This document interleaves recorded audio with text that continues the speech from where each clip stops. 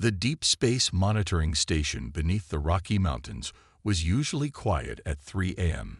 Most of the staff worked with the soft glow of computer screens, keeping watch over Earth's solar system. But today was different. Tom Baker sat up straight in his chair, adjusting his headset. The radar signals from the Jupiter sector were showing something he had never seen before. At first, he thought it was a malfunction. The readings were too big, too organized to be natural. "Sir," he called out to his supervisor, "you need to see this." Commander James Walker walked over, coffee cup in hand. He was a tall man with gray hair and eyes that had seen too many late nights in this underground facility. "What have you got, Baker?" "Multiple objects, sir. They just appeared near Jupiter's orbit. They're massive, and they're moving in formation." Walker's coffee cup stopped halfway to his mouth. He set it down slowly and leaned over Baker's shoulder. The radar screen showed 15 objects, each larger than anything humans had ever built, moving with precise coordination. "Get me confirmation from other stations," Walker ordered, his voice steady despite the gravity of the situation. "And someone wake up the director." Within minutes, observatories around the world were reporting the same thing. The Australian Deep Space Network, the European Space Agency, and the Asian Coalition's orbital platforms all confirmed what they were seeing. This wasn't a glitch or a natural phenomenon. In the next hour, the facility transformed from its usual quiet efficiency into a center of controlled chaos. Military officials began arriving, and encrypted communications flew between global capitals. "What's their trajectory?" Walker asked, now standing in the central command room surrounded by giant screens showing various data streams. "They're moving inward, sir," replied Mary Wilson, the head of trajectory analysis. She was typing rapidly, running calculations. Based on their current speed and direction, they'll reach Earth orbit in approximately 72 hours. Walker pressed a button on the command console. "This is Commander Walker. I am declaring situation level Alpha. This is not a drill." Repeat, this is not a drill.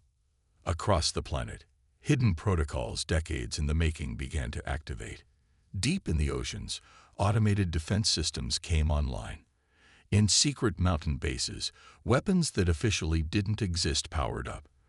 The world's militaries began quiet mobilizations, all while keeping the public unaware. "Sir," Baker called out again, his voice tense, "we're receiving a transmission." The command room fell silent. On the main screen, a message appeared, written in perfect English. "To the governing authorities of Earth, we are representatives of the stellar dominion. Your world has been chosen for integration into our empire. Prepare for our arrival. Resistance is historically futile." Walker read the message twice, then pressed another button on his console. "Get me the World Council. Priority 1. In the next few hours, as the world's leaders were secretly briefed, something remarkable happened. There was no panic, no rushed declarations of war, no desperate last stands. Instead, humanity showed why it had survived every challenge it had ever faced. The Global Defense Initiative, a secret organization prepared for exactly this scenario, implemented plans that had been refined for generations. Military satellites quietly changed positions. Civilian communications continued normally, giving no indication that humanity had even noticed its visitors. "Let them think we're primitive," Walker said during the emergency council meeting. "Let them think we're helpless. It's worked for us before." He looked at the gathered officials and military leaders on his screen. "Everything we've prepared for, everything we've built in secret, it's all been for this moment. We know what they expect to find. A frightened civilization ready to surrender. Instead, they're going to learn why humanity has survived every extinction-level event that's ever threatened us." As the massive ships continued their approach, Earth appeared to be going about its business as usual. News channels reported on sports and weather, social media buzzed with the usual trends, and people went to work unaware of what was coming. But beneath this peaceful surface, humanity was preparing its response. In underground bases around the world, men and women like Commander Walker watched and waited, knowing that the next few days would determine the fate of their species. The warning they would give the stellar dominion was already being prepared. It would be the first and last warning humanity would need to give to any alien empire that thought Earth would be an easy conquest. The massive ships of the stellar dominion entered Earth's orbit with precision that spoke of centuries of conquest. Their dark hulls blocked out the stars, each vessel larger than the largest cities on Earth. The lead ship, marked with golden symbols of imperial authority, positioned itself directly above the United Nations building in New York. In the underground command center, Commander Walker watched the ships through enhanced satellite feeds. "Right on schedule," he muttered, checking his watch. They always like to make an entrance. The first transmission came exactly at noon, Universal Earth time. The alien message overrode every broadcast channel, every radio frequency, and every digital screen on the planet. Admiral Reed of the Stellar Dominion appeared on screens worldwide. A tall, humanoid figure with metallic-looking skin and eyes that glowed with an inner light. "People of Earth," the Admiral's voice was smooth and confident, translated perfectly into every human language. "Your world has been chosen for the honor of joining the Stellar Dominion. We rule 70% of this galaxy. Our empire spans 10,000 worlds. Resistance has proven futile for the last 300 civilizations we have encountered." In the World Council's secure chamber, 200 feet below Geneva, Council leader Robert Thompson sat with military commanders from every nation. They watched the broadcast in silence, their faces showing no fear, no panic, only calm determination. "You have 2 Earth hours to surrender your world," Admiral Reed continued. "Present your leaders at these coordinates. Your technology level has been assessed. Your weapons are primitive. Your defenses are inadequate. This is not a negotiation. It is a courtesy notice." The transmission ended. In homes and offices around the world, regular programming resumed as if nothing had happened. The public watched with mixed reactions: fear, confusion, and in some cases, excitement. But they had no idea about what was really happening behind the scenes. Thompson pressed a button on his desk. "Commander Walker, initiate Protocol Omega." "Yes, sir," Walker responded. Deep under the oceans, in mountain bunkers, and in hidden orbital platforms, systems that had waited decades for this moment hummed to life. Walker turned to his communication officer. "Send the response we prepared." The message was simple. "The United Earth Council requests 7 Earth days to prepare our surrender terms."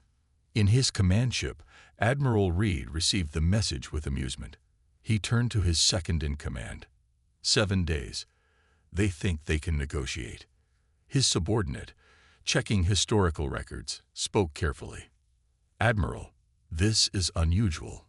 Most species either surrender immediately or attempt immediate resistance. None have ever requested time. What can they possibly do in 7 days?" Reed laughed. "Their most advanced weapons are primitive nuclear devices. Their ships can barely reach their own moon." He waved his hand dismissively.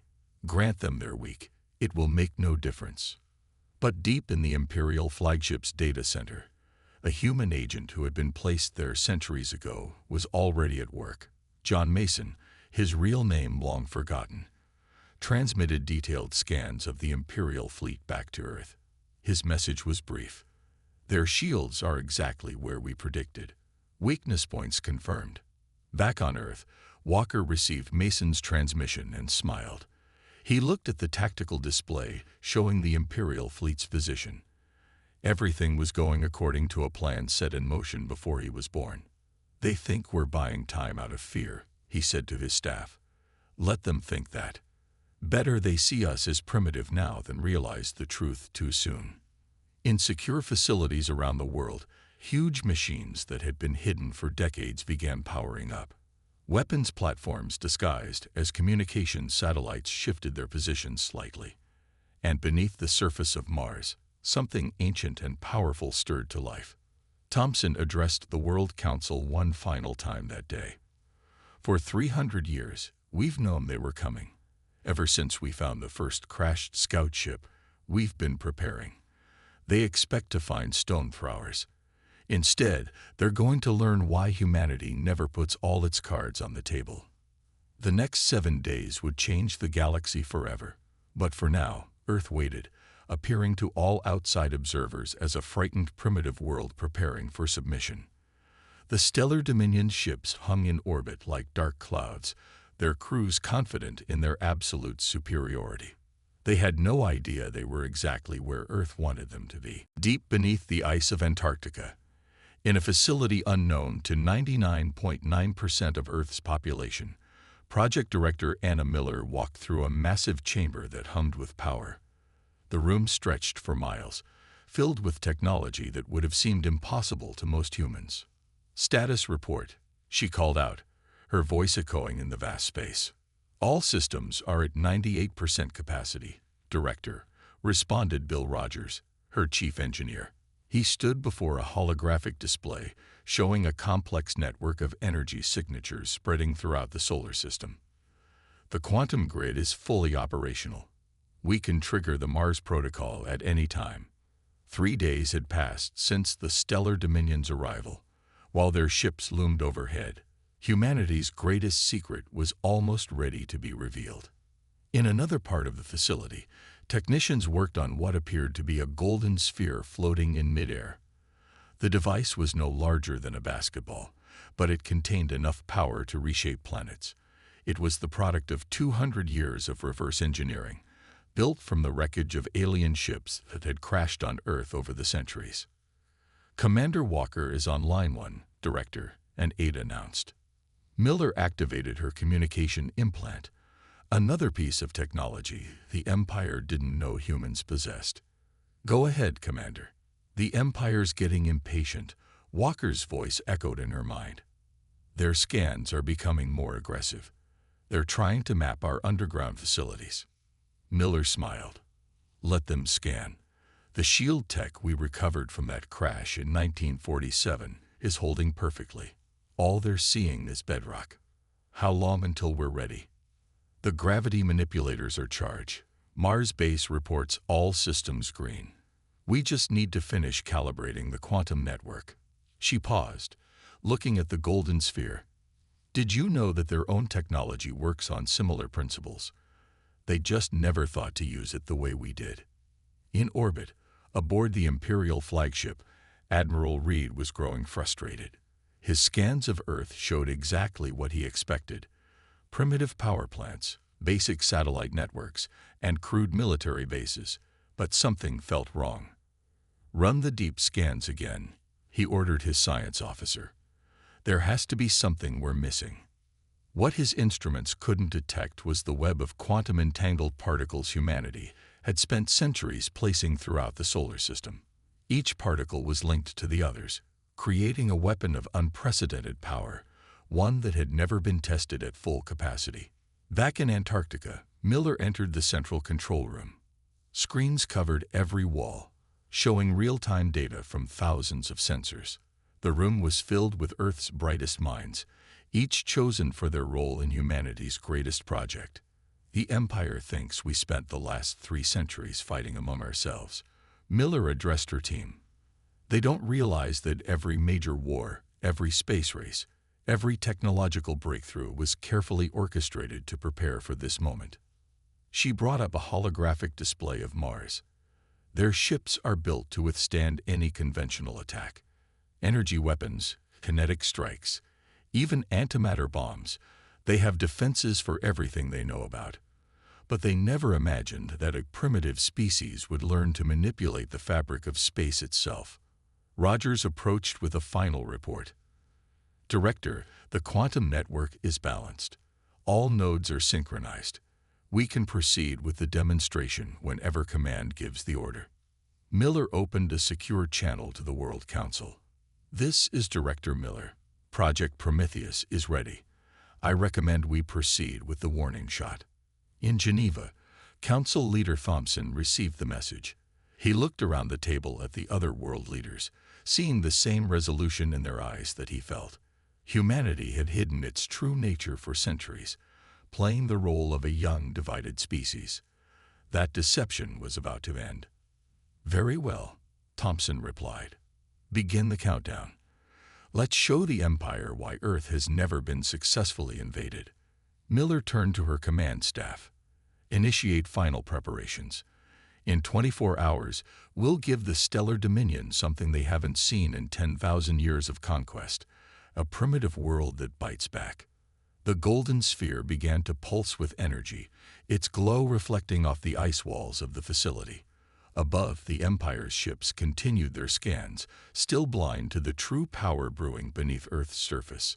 They were about to learn that appearing primitive was humanity's greatest strategy, and underestimating Earth would be their greatest mistake. The sixth day of Earth's deliberation period dawned with unusual clarity. The Imperial fleet hung in orbit like artificial stars, their massive hulls reflecting sunlight onto the planet below. Admiral Reed stood on his command deck, watching Earth's rotation with growing impatience. "One more day," he said to his officers. "Then we'll show them how the Stellar Dominion deals with planets that waste our time." On Earth, final preparations were underway. In the Antarctic facility, Director Miller stood before the World Council through holographic projection. The golden sphere pulsed behind her, its energy now barely contained. "All systems are ready," she reported. "The quantum network is stable. Mars base has confirmed their readiness." Council Leader Thompson nodded. "Then it's time to send our message. Commander Walker, proceed."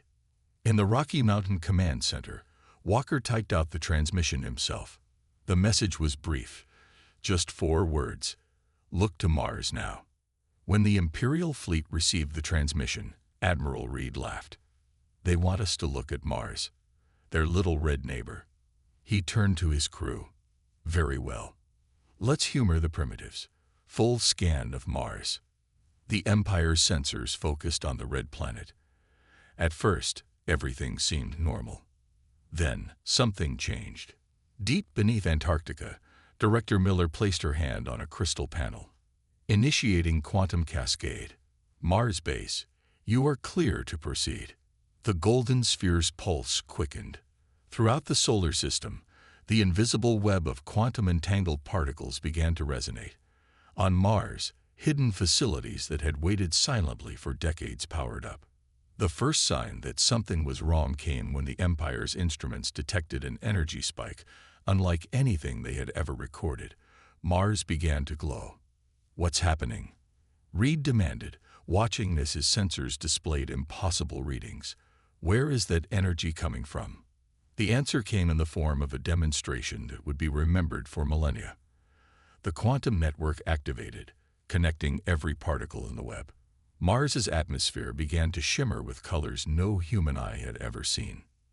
Then, in a display of power that made even the Empire's most advanced weapons seem primitive, a section of Mars's surface, an area roughly the size of Earth's Australia, simply vanished. The matter wasn't destroyed. It was transformed, converted into pure energy in a controlled reaction that could have easily been directed at the Imperial fleet. The energy release was visible from Earth, a brilliant flash that briefly outshone the sun. When it faded, a massive crater remained on Mars's surface, its edges perfectly smooth, as if cut by a surgeon's blade. In the Antarctic facility, Miller watched the energy readings return to normal. Demonstration successful. The quantum cascade performed exactly as calculated. Admiral Reed stood frozen on his command deck, watching the replays of what had just happened. In all his years of conquest, in all the Empire's history, no species had ever demonstrated such capability. His tactical officer's voice shook as he reported, "Admiral, analysis shows that energy release could have destroyed our entire fleet, multiple times over." A new transmission from Earth appeared on the Imperial screens. Commander Walker's face filled the display, his expression calm but firm. "The demonstration you just witnessed affected less than 1% of Mars's surface," he said. "It was conducted with minimal power, using only a fraction of our quantum network's capability. We trust this serves as adequate explanation for why Earth requests recognition as a sovereign system. In Geneva, Thompson addressed the World Council. For centuries, we kept ourselves divided on the surface, all while working together in secret. We reversed engineered their technology, improved it, and developed it in ways they never imagined. Today, we show them that humanity never needed to match their fleet ship for ship. We simply needed one weapon they couldn't counter. The Imperial fleet hung motionless in orbit, their crews still struggling to process what they had witnessed. The primitive planet they had come to conquer had just reshaped part of a planet, as easily as a child might kick over a sandcastle. In Antarctica, Miller watched the Empire's ships through the facility's sensors. "They're running new scans," she reported. "Now they're looking for what they should have seen from the beginning." "Let them look," Walker replied. "It's time they learn why Earth has survived every threat it has ever faced. We're not primitive. We're patient." The warning had been delivered. Now humanity waited to see how the Empire would respond to finding out that their latest target had teeth. Admiral Reed paced the command deck of his flagship, his metallic skin reflecting the emergency lights that had been flashing since Earth's demonstration. For the first time in his 300-year career, he faced a situation that wasn't in any Imperial manual. "Play it again," he ordered, watching the recording of Mars's transformation for the 100th time. The precise edges of the crater spoke of technology far beyond what Earth should possess. How did we miss this? How did they hide it? In a secure room deep within the flagship, John Mason, the human spy who had lived among the Empire for centuries, sent his final transmission to Earth. His cover was no longer needed. "Imperial fleet is in chaos," he wrote.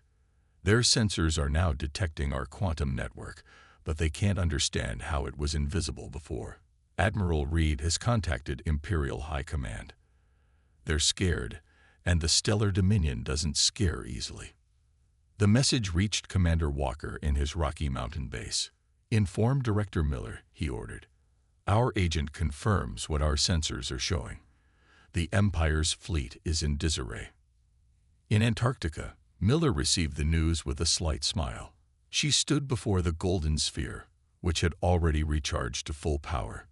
"Humanity's greatest weapon was never the quantum network," she said to her staff. "It was our ability to appear harmless while building something the Empire never expected." Above Earth, the Imperial fleet's formation had changed. The ships now maintained a much greater distance from the planet, their weapons powered down in what they hoped would be seen as a gesture of peace. Admiral Reed faced a screen filled with the faces of the Imperial High Command. All dozen members of the Empire's ruling council had assembled for the first time in 50 years. "They could have destroyed our fleet," Reed reported. "The energy reading from their demonstration suggests they could reduce our ships to base atoms with a thought. And we still don't know the full extent of their capabilities." The High Commander, her ancient face showing genuine concern, spoke carefully. "In 10,000 years, we have never encountered a species that hid their true technological level. We assumed their primitive appearance meant primitive capabilities. This changes everything." On Earth, the World Council gathered to discuss the Empire's reaction. Thompson stood at the head of the table, reading reports from their quantum sensors. "Their ships are pulling back," he announced.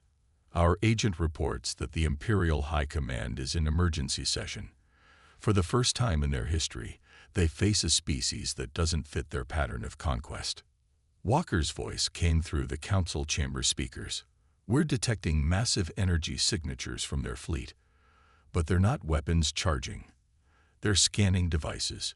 They're trying to understand how we did it." Miller joined the conversation from Antarctica. "Let them scan. Every reading they take shows them the same thing. That we're not the primitive species they thought we were. We're something they've never encountered before, a civilization that evolved differently than they expected." In orbit, Admiral Reed received new orders from the High Command. His hand shook slightly as he read them, another first in his long career. "Send the message," he ordered his communications officer. Tell Earth we wish to open diplomatic channels." The Empire's message reached Earth's leaders moments later. In the World Council chamber, Thompson read it aloud to the assembled representatives of humanity. "They're requesting diplomatic talks," he announced. "Not demanding, not ordering, requesting. From what our agent tells us, this is unprecedented in Imperial history." Miller's hologram smiled. "They came expecting to find stone-throwing primitives. Instead, they found a species that took their own technology and developed it in ways they never imagined. Now they have to face the possibility that there might be other worlds out there, hiding their true nature just as we did." Walker added, "The quantum transformation of Mars wasn't just a warning shot. It was proof that humanity can think differently than the Empire. That makes us dangerous to them, not because we're hostile, but because we're unpredictable." The World Council chamber filled with the sound of relieved laughter, the first real laughter since the Empire's ships had appeared. Humanity had faced its greatest challenge and emerged victorious, not through superior force, but through patience, preparation, and the ability to hide in plain sight. As the Empire's ships maintained their respectful distance, Earth prepared for its first true diplomatic contact with the galaxy. The primitive world that was never primitive at all was ready to take its place among the stars, on its own terms. The Antarctic facility's main conference room had been chosen for the first diplomatic meeting between Earth and the stellar dominion. Its crystal walls pulsed with contained energy, a subtle reminder of humanity's power. The golden sphere hummed quietly in the background, its presence making the Imperial delegates noticeably uncomfortable. Admiral Reed led the Empire's delegation, though his usual confidence had been replaced by careful diplomacy. Across the table sat Council Leader Thompson, Commander Walker, and Director Miller. John Mason, now revealed as humanity's long-term spy, served as translator, though the Empire's representatives spoke perfect English. "Let me be direct," Reed began, his metallic fingers clasped tightly together. "In all our history, we've never encountered a civilization that chose to hide its advancement. We don't understand why." Miller leaned forward, her eyes reflecting the golden light from the sphere. "That's precisely why we did it. Your Empire expects every species to follow the same path of technological development. We chose a different way." Walker activated a holographic display, showing the history of human space observation. "We detected your scout ships centuries ago. We found their crashed remains. Instead of rushing to match your technology, we studied it, improved it, took it in directions you never considered." The Imperial science officer, unable to contain his curiosity, interrupted. "But the quantum network, it defies everything we know about energy manipulation. How did you develop it in secret?" Thompson smiled. "While you watched our space programs fumble with rockets, our real work was happening underground. While you saw our nations compete, we were actually sharing every discovery. Our greatest achievement wasn't the technology, it was our ability to hide it." Reed's expression showed a mix of respect and concern. "What are Earth's demands? Surely you'll want access to Imperial trade routes, technology exchanges." "No," Thompson said simply. "We have only two requirements: recognition of Earth and its solar system as a sovereign territory, and a guarantee of non-interference." The Imperial delegates exchanged confused looks. Their translator whispered something to Reed, who shook his head in disbelief. "You don't want to join the Empire, access our knowledge, share in our power?" Reed asked. Miller stood and walked to the golden sphere. "Admiral, your Empire operates on the assumption that every civilization wants what you have. We don't. We developed our own path, our own technology, our own future. We don't need Imperial knowledge. We need Imperial recognition that Earth is not to be touched." Walker added, "The demonstration on Mars wasn't just a show of power. It was proof that humanity can defend itself. We don't want war. We don't want conquest. We just want to be left alone to continue our development." The Imperial delegates huddled together, speaking in rapid whispers. John Mason, understanding their language, smiled slightly at their confusion. They couldn't comprehend a species turning down membership in their empire. Reed finally turned back to the Earth delegation. The High Command has authorized me to agree to your terms, with one condition. We want assurance that Earth won't use its quantum technology against Imperial worlds. Agreed, Thompson replied immediately. We have no interest in conquest. Humanity's goal has always been survival and independence, not domination. As the delegates began drafting the formal agreement, Miller approached Mason. Was it worth it? She asked quietly. 300 years living among them, never revealing who you were. Mason watched the Imperial representatives, beings he had lived alongside for centuries. They're not evil, he said. They just never imagined a species could advance without wanting to rule others. Today, we taught them that power doesn't always mean conquest. The treaty took shape. Earth would be recognized as a sovereign system, with its boundaries extending beyond Pluto's orbit.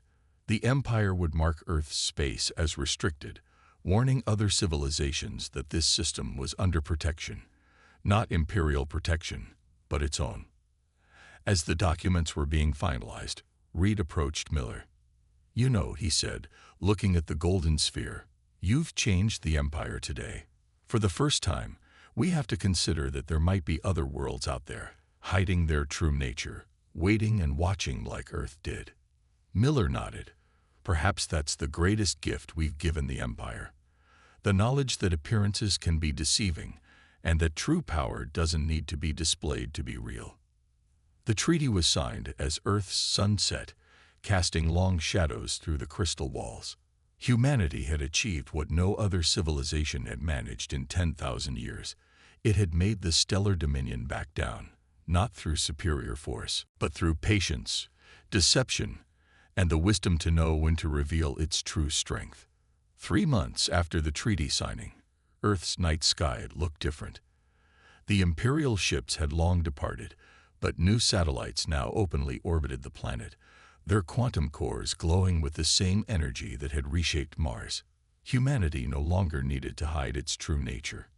In the observation deck of the Antarctic facility, Commander Walker and Director Miller stood watching the sunset. The crater on Mars was visible through their enhanced viewing screen, a permanent reminder of Earth's demonstration of power. The repair crews have started work on Mars, Miller said, checking her quantum-linked display. Within a year, we'll have restored the damaged section, a reminder that we can heal what we choose to harm. Walker nodded, sipping his coffee. Have you seen the latest reports from our deep space monitors? The Empire's behavior has changed. They're approaching new worlds differently now. Miller brought up a holographic display showing recent Imperial activities. Yes, they're being more cautious. Every new world they discover, they first check for hidden quantum signatures. They're afraid of finding another Earth. In orbit, Earth's first official defense platform neared completion. Unlike the hidden weapons of the past, this one was visible, a clear statement to any passing ships that humanity was no longer pretending to be primitive. Mason's latest report from Imperial space is interesting, Walker said, pulling up the message. Their former spy had chosen to remain with the Empire as Earth's official ambassador. Apparently, 3 other civilizations have revealed hidden technologies since our demonstration. The Empire's whole conquest strategy is falling apart. Miller smiled. They relied on everyone following the same technological path, developing the same way they did. We showed them there are other ways to advance. The door slid open, and Council Leader Thompson entered looking pleased. Just finished a call with the Imperial High Command, he announced. They're proposing a new approach to galactic relations. Instead of conquering worlds, they want to establish a cooperative alliance. They're calling it the Stellar Confederation, and they want Earth to join. Walker asked, raising an eyebrow. As equals this time, Thompson replied. No demands, no submission. They've learned their lesson. But that's not the most interesting part. He paused, building suspense. They want to know how we managed to hide our advancement for so long, not to stop others from doing it, but to understand different paths of development. Miller walked to the window, watching the quantum satellites trace their paths across the darkening sky. Should we tell them? I think we should, Walker said. Not everything, but enough to help them understand. The empires ruled through force for 10,000 years. Maybe it's time they learned about subtle power. Thompson nodded in agreement. The High Command admitted something remarkable today. They said Earth taught them that true civilization isn't about who has the biggest fleet or the most advanced weapons. It's about the wisdom to know when not to use them. In the facility's lower levels, the golden sphere continued its quiet hum. But now it was joined by other devices, new inventions that combined imperial and human innovation. Earth was no longer hiding its progress, but was still maintaining its own unique path. What do you think comes next? Miller asked, watching a test flight of their new quantum-powered ships rising through the atmosphere. Walker smiled. We showed the galaxy that humanity does things differently. We proved that sometimes the quietest voice commands the most respect.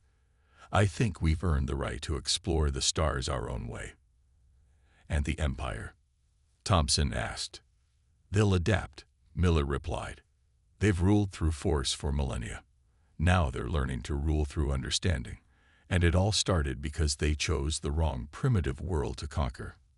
As night fell over Antarctica, the facility's lights cast a gentle glow on the ice. In orbit, Earth's new defense platforms stood watch, visible reminders of humanity's power. But they weren't threats, they were promises. Promises that humanity would defend itself if needed, but would rather create than destroy. The quantum network, once hidden, now openly connected human colonies spreading throughout the solar system. Mars was being rebuilt, transformed from a symbol of warning into a symbol of humanity's ability to move forward.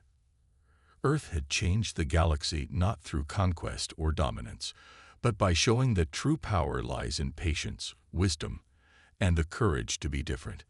As humanity looked to the stars, they did so not as conquerors or subjects, but as pioneers of a new way of thinking.